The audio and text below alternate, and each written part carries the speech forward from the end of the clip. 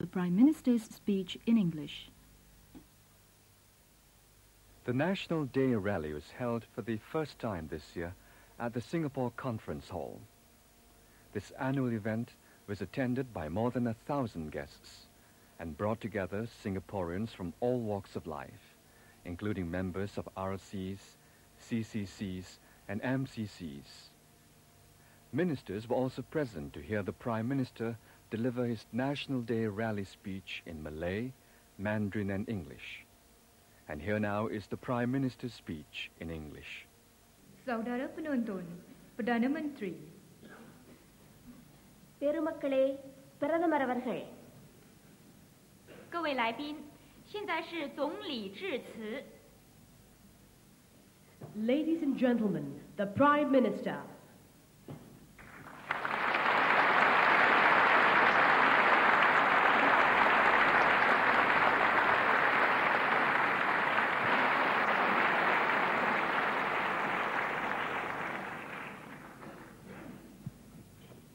Friends and fellow citizens,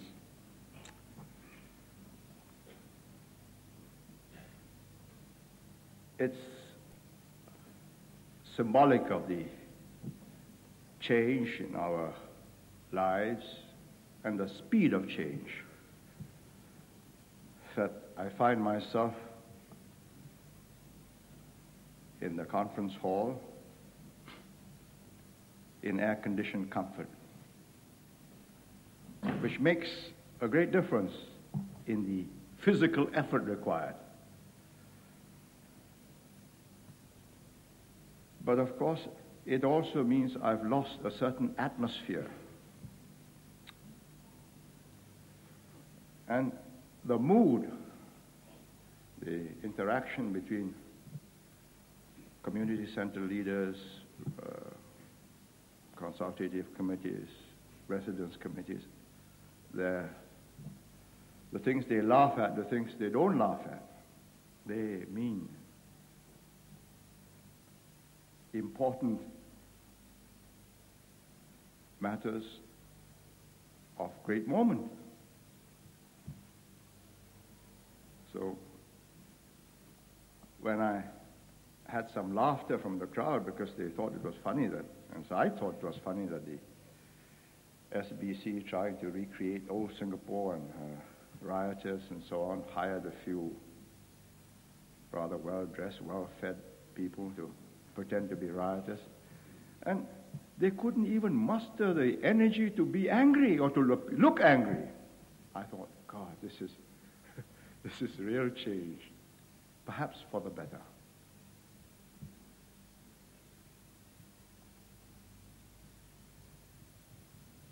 I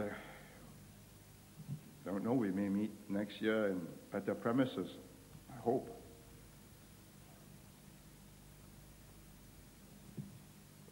"10 years down the road, my successor will have a modern concert hall, conference hall. But I read Mr. Rajaratnam in today's Sao Pao, he suggested that I was good for 20 years.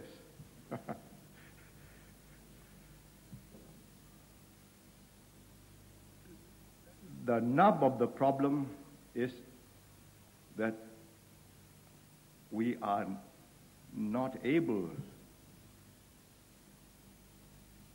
to be problem solvers for very much longer.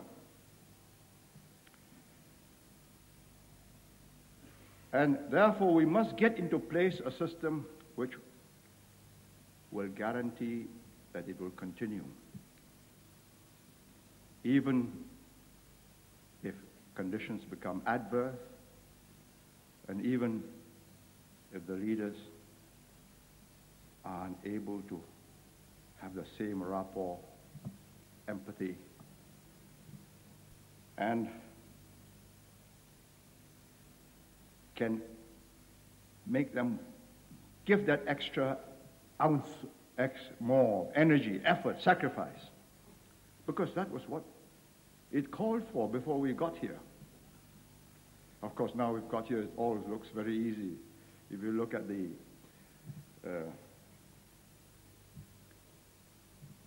reports of the various companies, you think, well, see, should have been predicted a long time ago.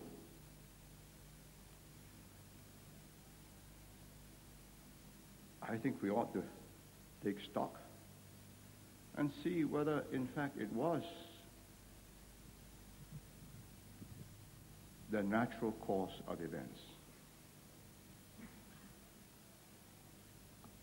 Several countries have done as well as we have in the last 20 years.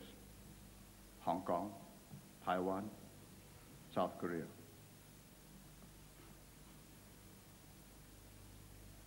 But we are different. The closest, greater similarities, Hong Kong. It's a city-state.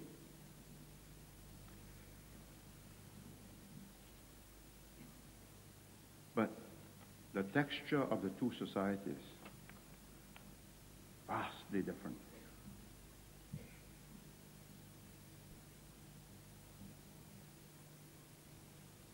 They never had the chance to develop their own separate identity. And the British government did not believe that they had the opportunity or the leeway to allow any social identity or separate cultural distinct society to emerge, which was what Singapore was when they were in charge. What have we done that's made it different? We emphasized all the common interests of everybody. And we awaken common responses. It's active nation building. It's a pretentious word, but I use it for want of nothing more suitable. We had to get a group of disparate, totally different, accidental co-citizens to feel that they got to make common cause. And it could have been very different. The Tamils in Jaffna and the Sinhalese in the rest of Ceylon have been living on the same island for 2,000 years. They're still at it. And it makes gruesome and terrible reading.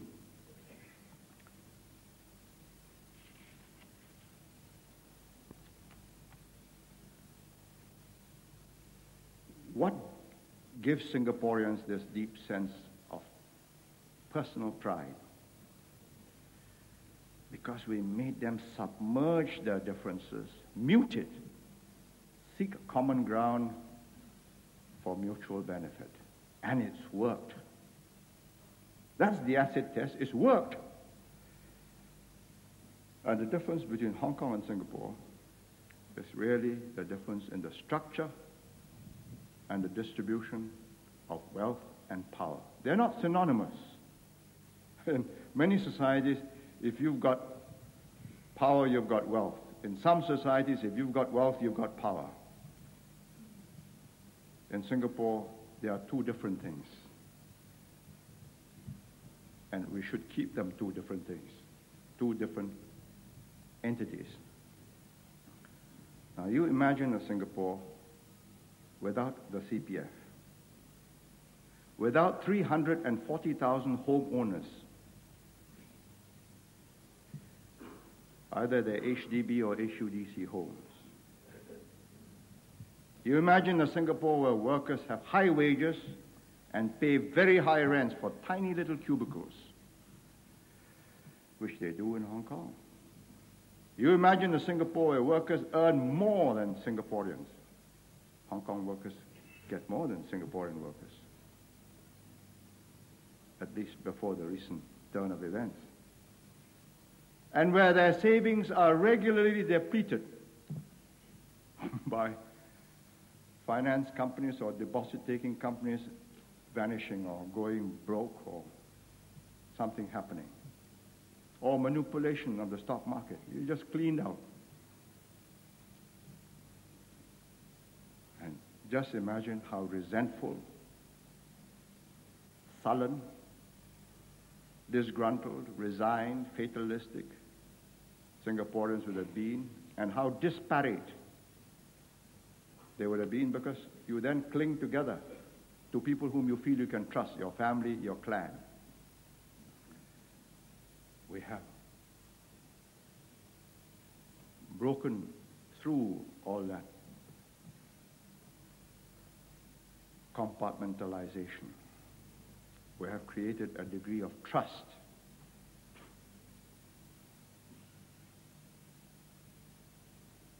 If I cast my mind back on National Day at the Padang, I was not, it was important that the parade should go well, or somebody will have to answer for it, either the Minister of Defense or his Chief of Staff or whatever. But what was important, what I was looking for, was the mood of the parents who were watching their sons and daughters or nieces and nephews marching, taking part, parading, or bringing their young children around. They are members of various community associations, the CCCs, the MCs, and now the RCs. They are important people in our setup. This is part of the power distribution. They enable signals to go up. You can reach the highest persons in the land through this net. You look for your RC man, he'll bring you either to the CCC or to the, if he's in on good terms with the MP, he'll bring you to the MP direct, and he will find access either to the head of HDB or whatever, and if necessary, finally to me. It is not just so many empty initials. When we set up the RCs, the HDB was extremely apprehensive because they knew that this meant pressure. Better services, quicker attention to repairs for lifts, breakdowns, water, all sorts of things. I said, no, it has to be done anyway. It started off 6 years ago, seven constituencies, including mine. See how it worked. And it worked. And they could cope. And we've brought a sense of community. And it is these invisible ties, the sense of belonging, the sense of security of life in Singapore, that makes it a different place. So when you look up at your flat in the sky, and you look at the landscape, greenery, the trees, the shrubs, the ponds, the gardens, the children's playground, the stadiums, you know that you are not only the owner of that flat, but collective owner of all that's around it too. And if you are the RC member, then the fruit, when it ripens, that's for you to reward who's been helping you. They say, no, don't plant fruit trees, we'll have a lot of trouble. But it's a negative approach. We tried, they died. I said, all right, try those which will live and get strong and will not bear fruit until they can stand vandalization. So we went for varieties that could do that. And it succeeded. If we never tried, we would never have made it.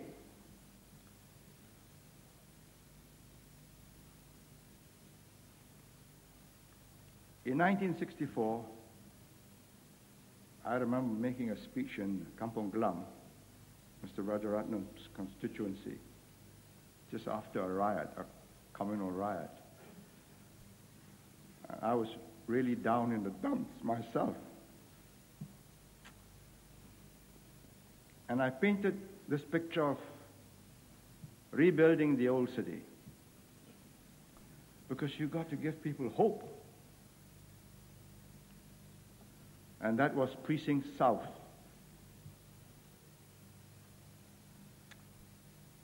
Nobody believed.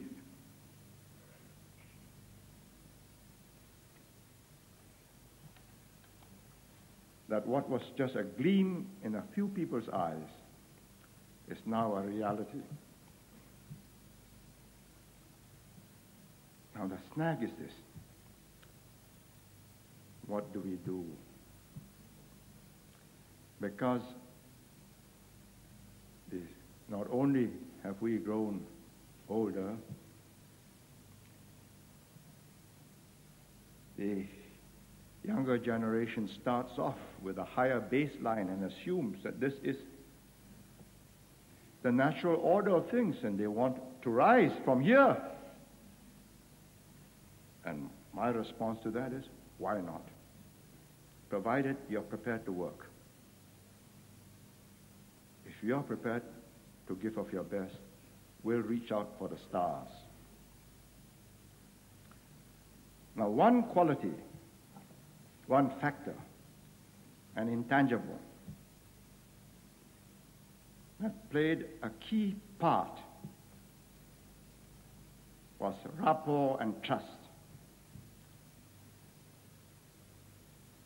Rajaratnam, I read him in today's papers this morning, and I said, well, he's putting the pressure on the younger voters and say, if you vote stupidly, that's your bad luck. I put it in a different way. They are young.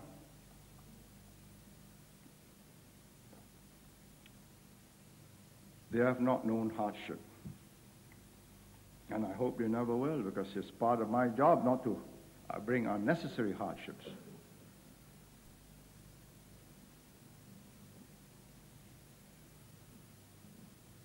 But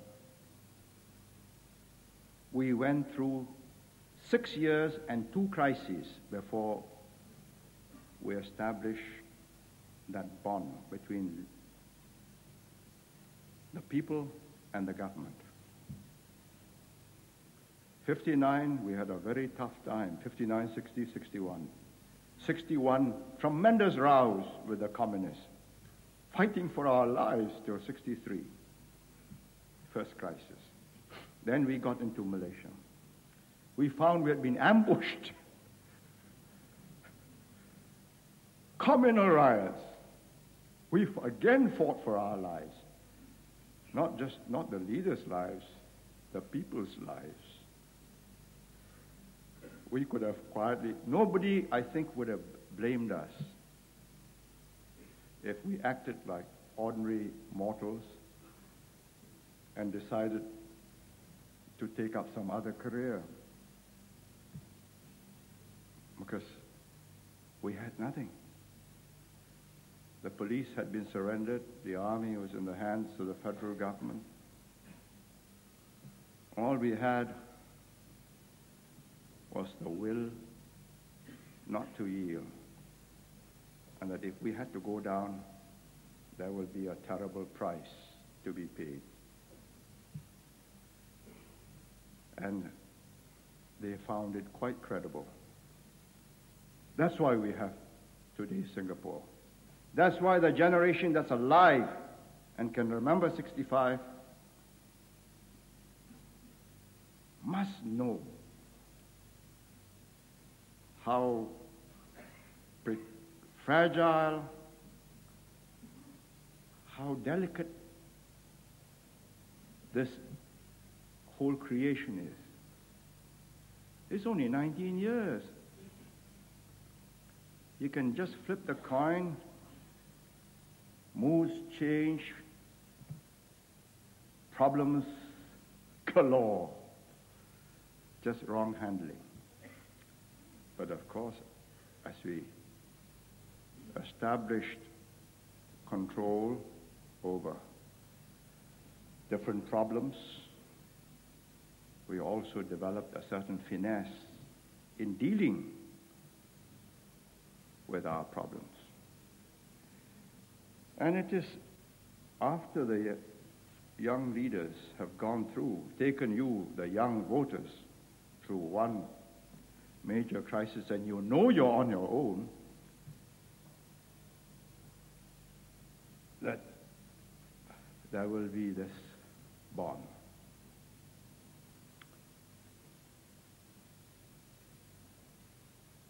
If not, well, it's very sad for everybody.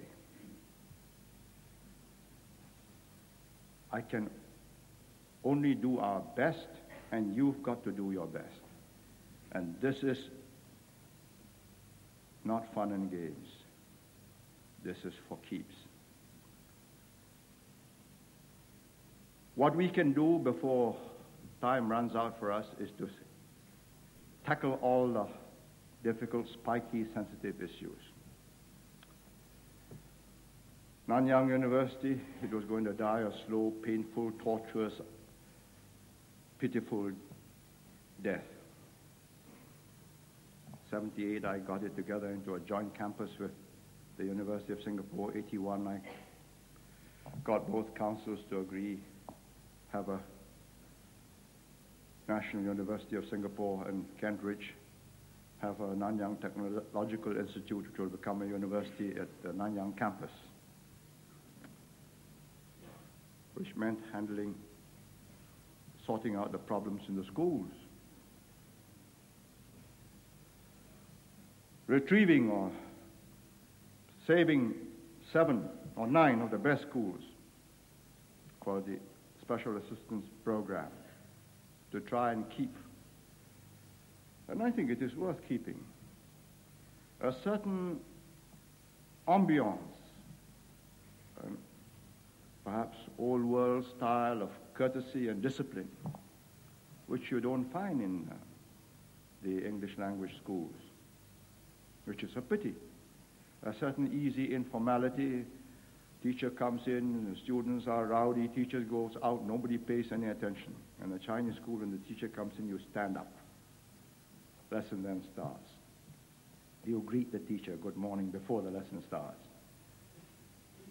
Old world, but extremely important points of courtesy, etiquette, that differentiates us from animals.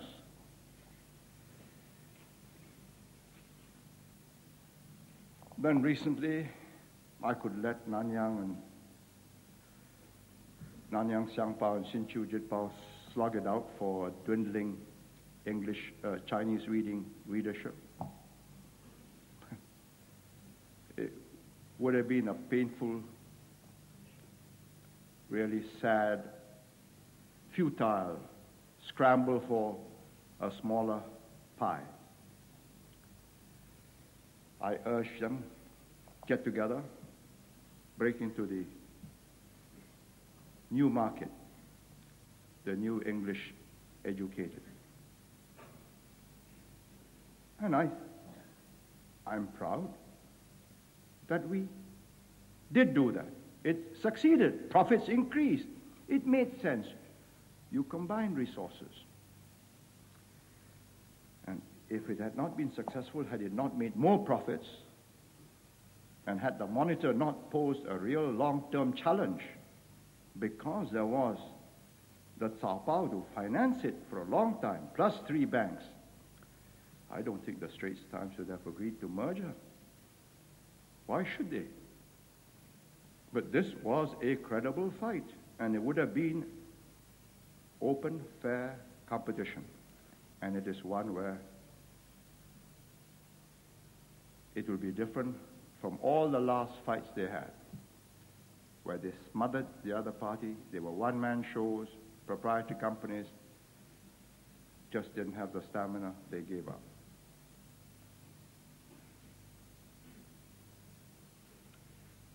So all the spiky ones are the long-term ones. Of course, the most long-term and the most difficult to resolve are the large numbers of unmarried graduate women.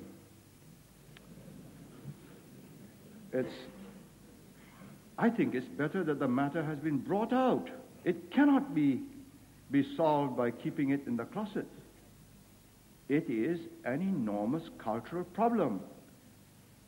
Last year, 1983, the whole of 83, we did a count of the registry of marriages, all graduate men, 60%, more than 60% of them married non-graduates, which means more than 60% of women graduates either marry non-graduates or stay unmarried. Now, we have come out into the open. It was of interest to me that our man in Peking sent a copy of their newspaper. They have also said this is an enormous problem. They've got hundreds of thousands of them. Same culture. Okay? The male wants to be the dominant partner in the household. So he is comfortable with someone whose educational and earning capacity does not make him feel uncomfortable. Well, let's mitigate this problem. We have to deal with it tactfully, discreetly, sensitively, but whatever it is, it's however partial the solutions, it just cannot be let to drift. It is wrong, and for us to have kept quiet about it, having been alerted through the census figures, would have been cowardly.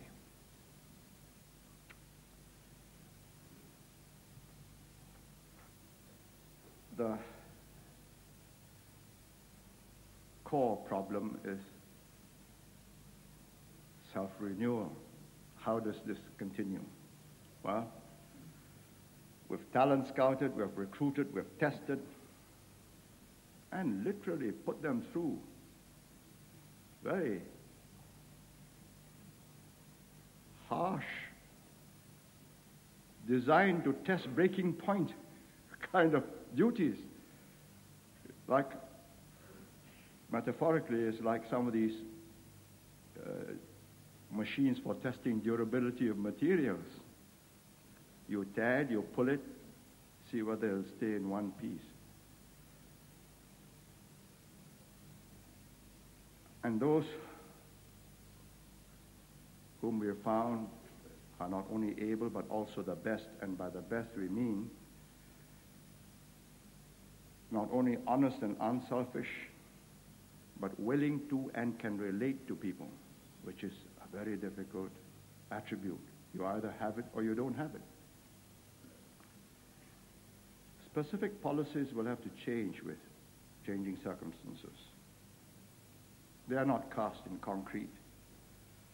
And we cannot be confined by any dogmas or ideology. But our objective must be constant. The highest good to the most people. And if this leadership maintains and improves on this network of grassroots organizations,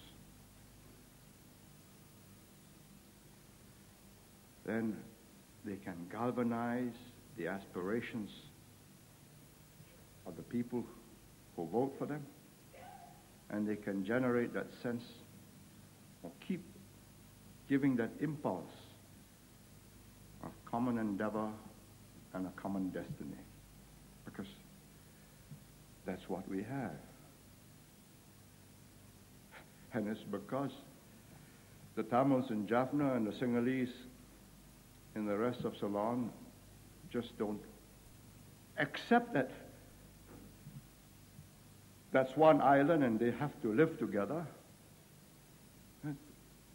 They have brought travail, misery, untold suffering.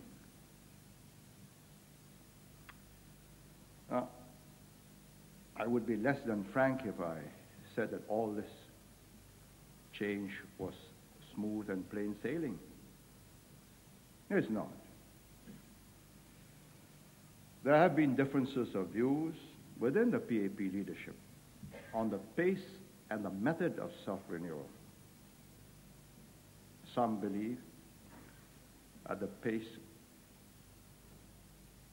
was and is too fast, that it could generate anxiety and uncertainty among some of the old guard MPs.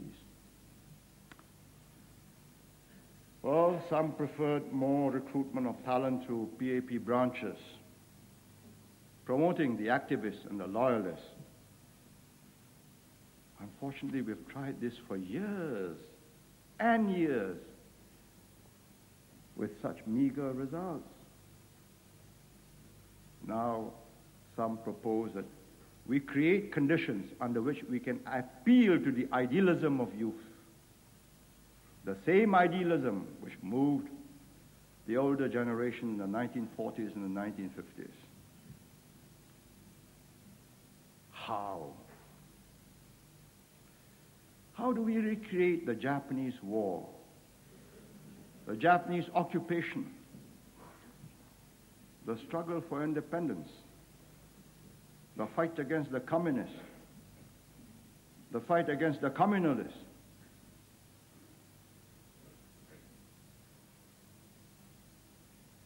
Mao, faced with the same problem, tried to recreate the Long March, and his Cultural Revolution wrought havoc on China, from which it has not recovered. Well, I am prepared to try all approaches and will tap party and other grassroots activists to add to the pool of talent. But my senior colleagues, Dr. Goh, Rajaratnam, and I, we believe there's no slowing down. We press on quickly, because I do not know how much time the old guards have got. My senior colleagues and I, we are all in our 60s, either early or late 60s. Last October, I had 3 of them in hospitals at the same time in different parts of the world.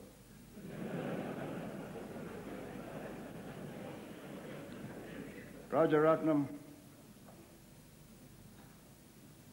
was at the UN in October, had an infarct, ended up requiring convalescence.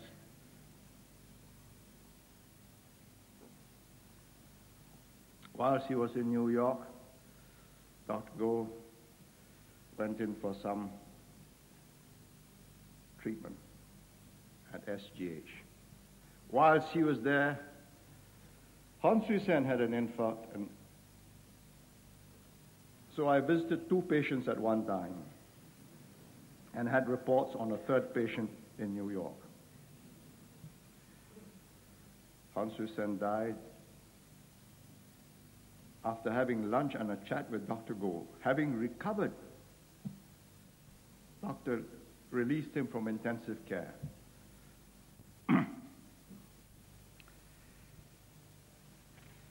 He had a massive infarct.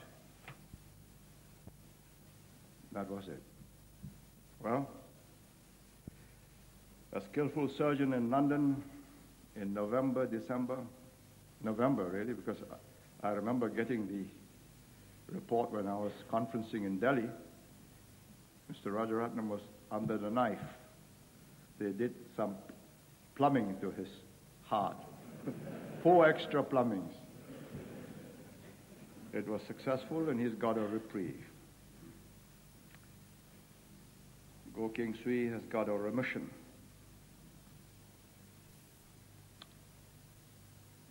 In November, I got a fright. Last day of the conference, my doctor told me, let's go home.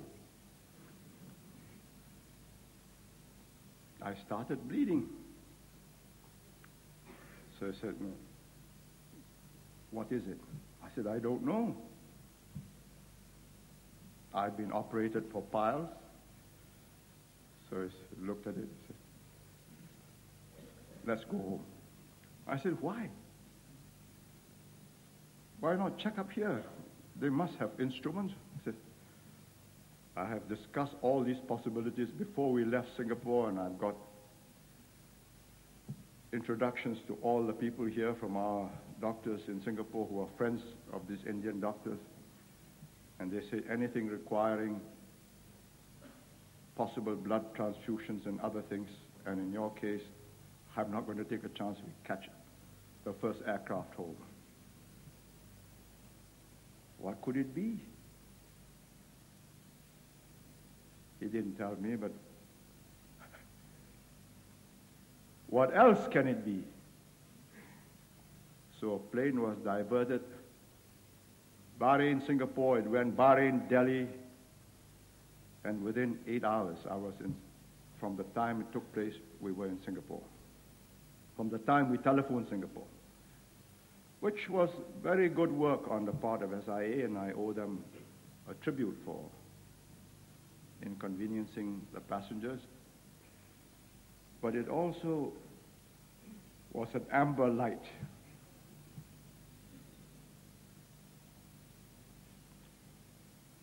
Well, Dr. Goh has given me notice that he's not standing for re-election. Rajaratnam also wants to stand down. Goh Keng Swee cannot be moved, and I'm trying to persuade Rajaratnam to go on for another term, or at least half a term.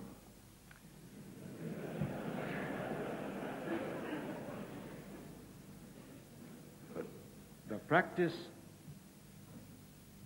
of big American corporations is for the chief executive officer to step down at 65. I believe this is based on sound medical reasons, because the chief executive officer has to ensure a smooth succession to secure the continuing progress of the enterprise. And I have a duty to do the same for Singapore. But even with the old guard in charge, this is what I'm fearful of. Things can go wrong very quickly.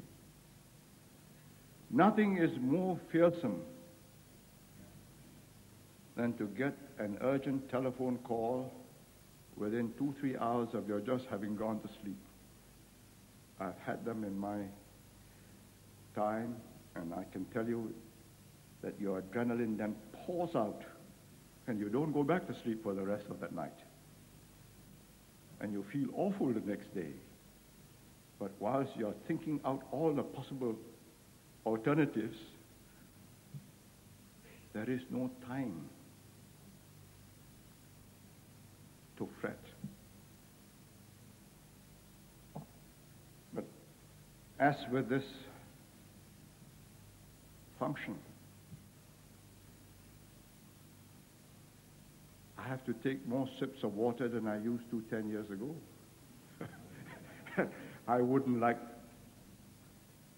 to wake up 2 hours and a half after I've just gone to sleep and find that I can't pour out that adrenaline. And I can't think out the answer fast enough. That's a disaster. Because we are a city-state. We are smaller than Hong Kong. We are less than half its population. They've got 5.5 million, we've got 2.5. And we've got just about half its area. And Hong Kong doesn't have to worry about foreign affairs and defense. The British look after it for them. And come 1997, I suppose, it'll be as well looked after by the Chinese. Even better, there'll be no threats at all from anybody. But ask yourself this question. And the answer that, if you know the answer to this, then you know what to do and what not to do. How is that this little island, 600 square kilometers, 2.5 million people, can give jobs to all its citizens, to everyone who wants a job, over 1 million of them, trying to induce the old to come back, trying to get the married to come back for part-time work, and gives jobs to more than 150,000 work permit holders. Over 10% of our workforce. More than 10%. How? All this huge subcontinent of India, Bangladesh,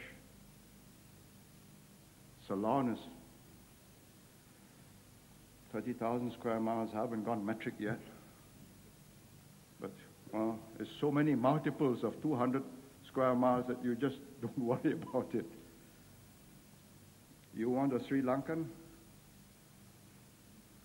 There's no problem at all.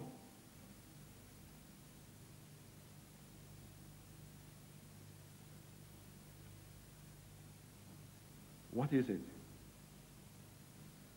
Just organization, stability, efficient, effective, corruption-free government and administration. Everything works, whether it's water, electricity, gas, telephones, telexes. It just has to work. If it doesn't work, I want to know why. And if I'm not satisfied, as I often was not, the chief goes. And I have to find another chief. Firing a chief is very simple. Getting one who will do the job better, that's different. And the most critical factor is confidence. Confidence of the people, not just your own citizens, but confidence of foreign investors, foreign governments.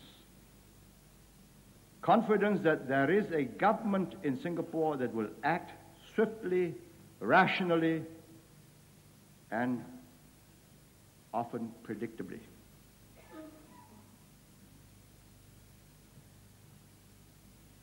I think there is a group of men who understand that and can do that, and you can predict what they're going to do.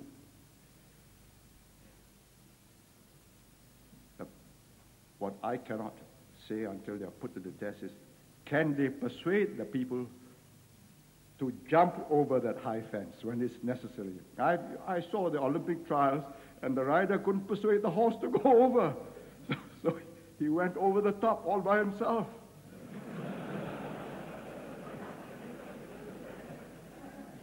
And I thought to myself how lucky I was, because I got the horse. I said, come on, let's go. Giddy up. We can do it.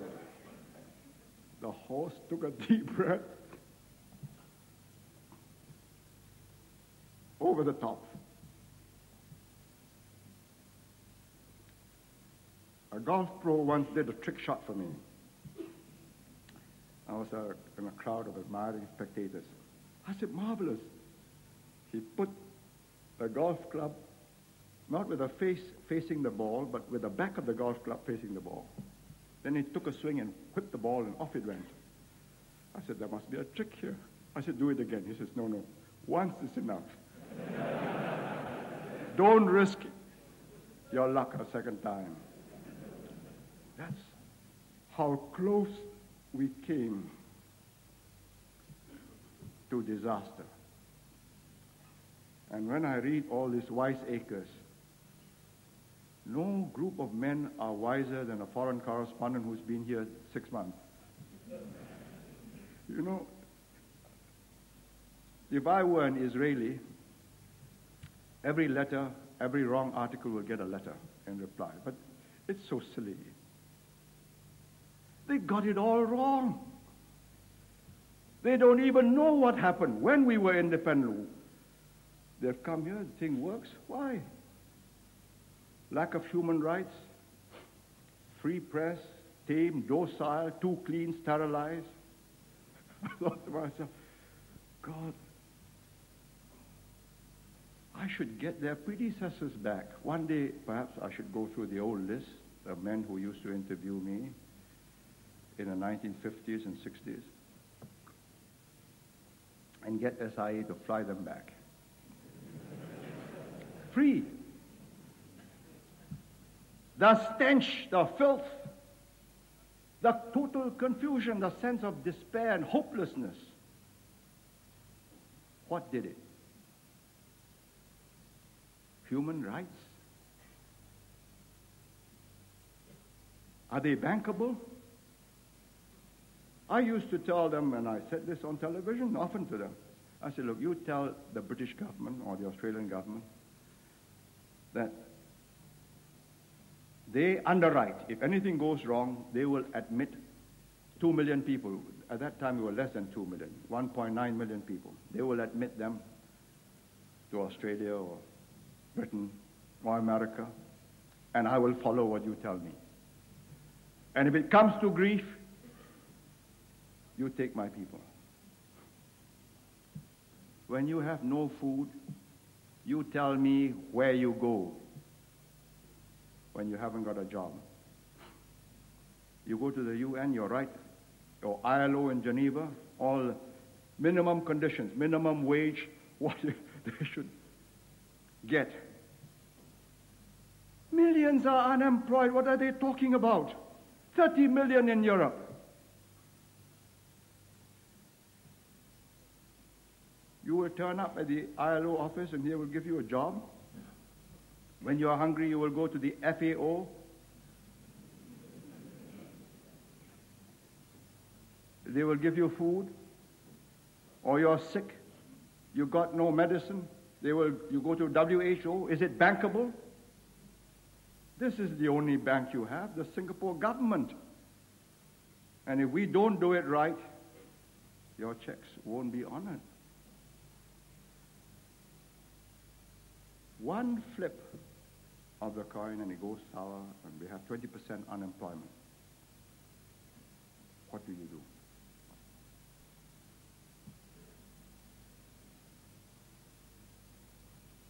I say 200,000. And it has happened, you know. I dug up the figures from the annual reports. 1929, 1933, the Depression years. The British repatriated over 600,000 Indians and Chinese, back to China, back to India. From Singapore alone, 200,000. Where are we going to repatriate our Chinese and our Indians and our Malays too? You're going to send them back to India and to China and to Malaysia or Indonesia? You're going to do this? Where do you queue up for your work permit?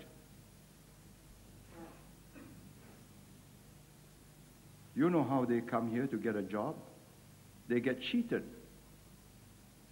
robbed.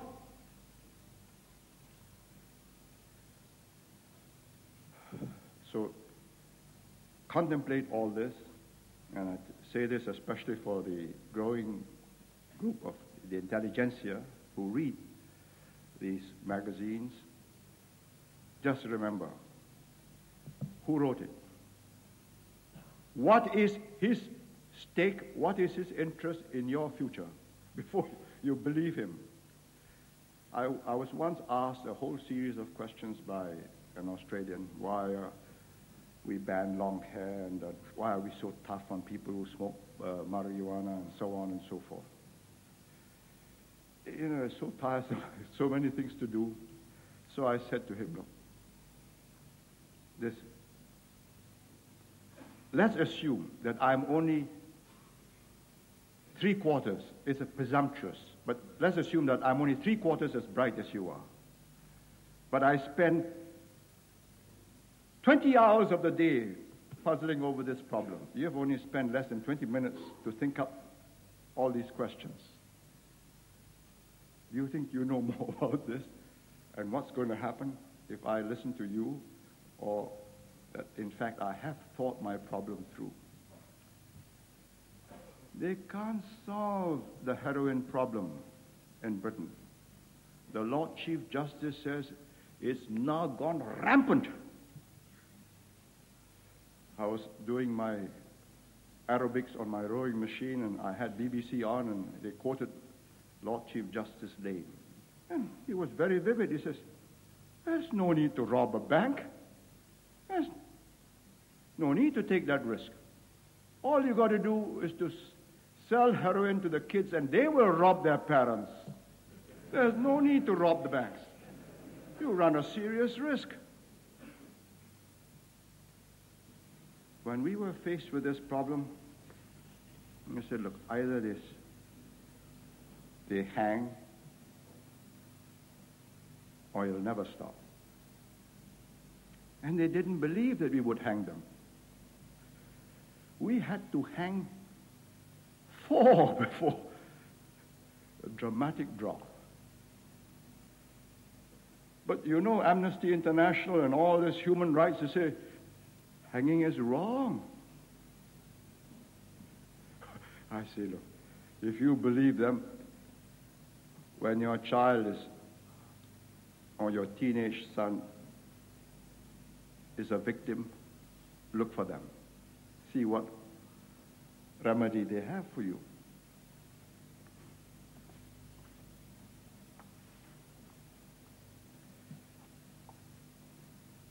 But I believe we have the future relatively secure. It doesn't require the same Herculean efforts